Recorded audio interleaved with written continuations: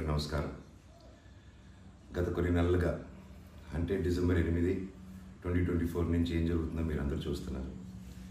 మీ అందరికీ my apologies, నన్ను క్షమించండి. ఎందుకంటే ఈ ఒక సమస్య నేను ఎవరి కోసం అయితే పోరాడుతున్నానో మా స్టూడెంట్స్ కోసం అండ్ మా కాలేజీలో ఆపోజిట్లో ఉన్న పని చేసుకుంటూ ఉన్న ప్రజల కోసం అండ్ వ్యాపారాలు చేసుకుంటున్న ప్రతి ఒక్కరి కోసం. అండ్ నేను ఫస్ట్ నుంచి దాని మీద మాట్లాడుతుంటే అది తప్ప డైవర్షన్ చేస్తూ నా మీద అటాక్లు చేస్తూ నా కుటుంబ సభ్యులను లాగుతూ నన్ను ఒక మనిషిని ఎన్ని విధాలుగా ఇబ్బంది పెట్టాలో అన్ని విధాలుగా ఇబ్బంది పెట్టేస్తున్నారు. అండ్ భయపడతారు అనుకుంటున్నారేమో, అది జరగని పని, ఈ జన్మకి జరగదు. అది నేను తప్పు చేయలేదు. నా మీద నా భార్య మీద దాదాపు 32 కేసులు వరకు వేశారు. 32 కేసులు ఢిల్లీ నుంచి వాళ్ళ మనుషులతో, తిరుపతి నుంచి, హైదరాబాద్ నుంచి, ఎన్ని కోర్టులు ఉంటే అన్ని కోర్టుల నుంచి, ఎన్ని కలెక్టర్ ఆఫీసులు ఉంటే అన్ని కలెక్టర్ ఆఫీసుల నుంచి, అండ్ అన్ని బోగస్ కేసులే. అండ్ అన్నింటికి నాది ఒకటే రిప్లై, ఎందుకంటే నిజానికి ఒకే వర్షన్ ఉంటుంది, అబద్ధానికి అన్ని వర్షన్స్ ఉంటాయి. క్లుప్తంగా ఈ మధ్య జరిగింది.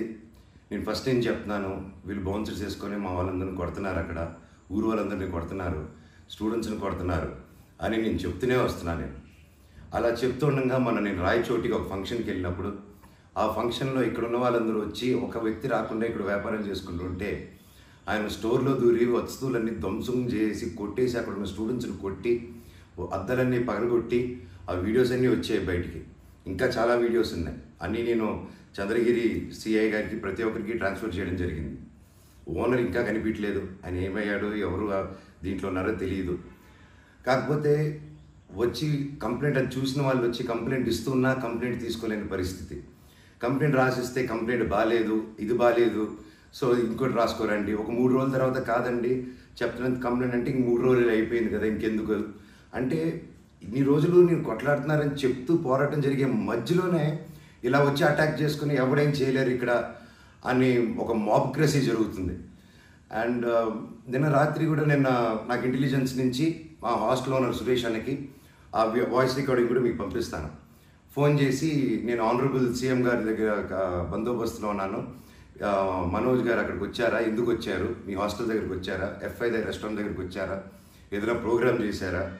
నేను ఆ సార్కి చెప్పాను, సార్ ఇఫ్ ఎనీథింగ్ నన్ను అడగండి.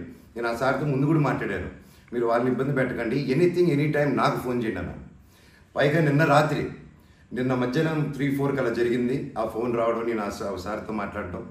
మళ్ళీ నిన్న రాత్రి నేను ఇక్కడ తెలిసిన వాళ్ళ రిసార్ట్లో ఉంటే, ఇప్పుడు దాదాపు ఒక 15-20 ఇల్లు ఉంటాయి ఇక్కడ. వాటి మధ్యలో అన్నీ దాటుకుంటూ సైరన్ వేసుకుంటూ 10:30కి వచ్చి నేను నా నెక్స్ట్ ఫిల్మ్ డైరెక్టరు నా సిబ్బంది అందరూ కూర్చొని మేము అప్పుడే డిన్నర్ కూర్చొని తిందామని కూర్చున్నప్పుడు సరా వచ్చారు. సరే ఏంటని అందరూ కంగారు పడి వెళ్ళారు. ఏంటి సార్ అంటే, మీరంతా ఇక్కడ ఏం చేస్తున్నారు, నేను సీఎం గారి దగ్గర నుంచి వస్తున్నాను, ఆనరబుల్ సీఎం గారి దగ్గర నుంచి వస్తున్నాను, నీ పేరేంటి, ఏ ఊరు, అసలు ఇక్కడ ఎందుకు ఉంటున్నారు మీరు అని రాత్రి 10:30కి ఒక ఎస్ఐ గారు, కానిస్టేబుల్ గారు. అండ్ నేను వెంటనే దిగాను కిందకి. సార్ ఏంటి సార్ సీఎం గారు దగ్గర నుంచి వచ్చారని చెప్తున్నారు, what did we do mistake sir, ఒకసారి నాకు చెప్పండి ఎవరు అప్రోచ్ అయ్యారో, నేను వచ్చి కలుస్తాను సార్ అని చెప్పాను. లేదు సీఎం గారు లేదు, నేను బందోబస్తు ఫినిష్ చేసుకుని వచ్చాను అని చెప్పి ఆయన మాట మార్చారు. ఓకే సార్ అంటే మేము దాదాపు ఒక 10-15 మంది ఉన్నామండి ఇక్కడ రిసార్ట్లో, ఒక 3 ఇల్లు తీసుకుని ఉన్నాము. అండ్ అందరూ చూస్తున్నారు, అన్ని రికార్డింగ్స్ అన్నీ చేస్తున్నాం మేము జరిగిందంతా. లేదు సార్ ఇలా అన్అఫీషియల్ గారు కాదు సార్, స్టేషన్కి వెళ్దాము, అక్కడైతే రికార్డింగ్ ఉంటుంది, డైరెక్ట్ డీజీపీ గారి ఆఫీస్కి ఉంటుంది, లెట్స్ డూ దట్ రికార్డింగ్ దార్ సార్ అని చెప్పి మీ కారు అదండి స్టేషన్కి వెళ్ళి నాకు ఒకటే చెప్పండి, ఆనరబుల్ సీఎం గారి పేరు ఎందుకు తీశారు మీరు, అండ్ మా వాళ్ళని ఎందుకు ఇంటిమిడేట్ చేస్తున్నారు, అక్కడ షాప్ ఇరిగిపోయి అదంతా చేసి నేను కంప్లైంట్ చేస్తుంటే వాళ్ళని ఏం చేయట్లేదు, అది అడిగిన వాడిని మాత్రం ఇలా వచ్చి టార్చర్ చేస్తున్నారు. భయానికంటే ప్రేమ గొప్పదండి, అది నేను నమ్ముతాను. అండ్ నేను మళ్ళీ చెప్తాను, జరిగింది ఇది. అండ్ నేను అక్కడికి వెళ్ళిన తర్వాత పోలీస్ స్టేషన్కి నేను నా కారులో ఎక్కి స్టేషన్కి వెళ్ళాను. వెనకెళ్ళి ఎస్ఐ గారు వస్తున్నారు. స్టేషన్ లోపల ఆగి వెళ్ళిన తర్వాత ఎస్ఐ గారు 500 మీటర్ల దూరంలో ఆగారు. ఆగిన తర్వాత మా వాళ్ళు వెళ్ళి సార్ వెయిట్ చేస్తున్నారు అన్నీ ఎందుకు వస్తున్నానని కారు తీసి ఆయన వెళ్ళిపోయాడు, ఆయన కానిస్టేబుల్ గారు. నేను లోపలికి వెళ్ళి హెడ్ గారు ఉన్నారు, ఇంకో కానిస్టేబుల్ గారు ఉన్నారు. అయ్యా కెమెరా ముందు మాట్లాడదామని చెప్పి, అయ్యా ఇలా వచ్చి నన్ను డిస్టర్బ్ చేశారు, ఎందుకు చేశారంటే ఎస్ఐకి ఫోన్ చేసి నేను తీయట్లేదు సార్ అంటే స్పీకర్ పెట్టండి అన్నాను, అన్నీ రికార్డ్ చేశారు. అండ్ అఫీషియల్ ఆ కెమెరా ముందే మాట్లాడుకున్నాం. దయచేసి పోలీస్ స్టేషన్లో జరిగిన రికార్డింగ్స్ కుదిరితే చూడండి, మీరు తెప్పించుకొని ఏం జరిగిందో. ఇదండి జరిగింది. అండ్ ఎస్ఐ గారు రాలేదు, ఎవరు రాలేదు, నేను ఇక్కడే వెయిట్ చేస్తున్నాను. ఈలోగా సిఐ గారు ఫోన్ చేస్తే నాకు మెసేజ్ పెట్టండి సార్, మా వాళ్ళకి నేను ఇక్కడ నన్నే ఇంత ఇంటిమిడేట్ చేసి నన్నే ఇలా తొక్కాలని చూస్తూ ఉంటే ఇంకా మిగతా వాళ్ళందరినీ ఏం చేస్తారు సార్ మీరు, నేను ఊరి దాటాక వాళ్ళని ఏం చేస్తారు సార్, వాళ్ళకి ఏం ప్రొటెక్షన్ ఉంది అని చెప్పి అనడం జరిగింది.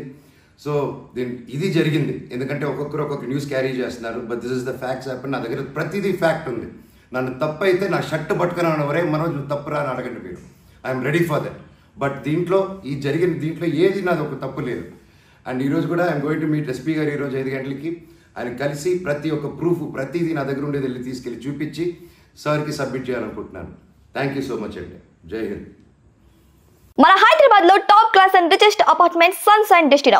ఇది heart of the financial district లో కలదు. ఈ ప్రాజెక్ట్ చుట్టూ international school, IT parks, hospitals, అన్ని రకాల వసతులతో 5.5 ఎకరాలలో 535 లగ్జరియస్ ఫ్లాట్స్ కలిగి ఉంది.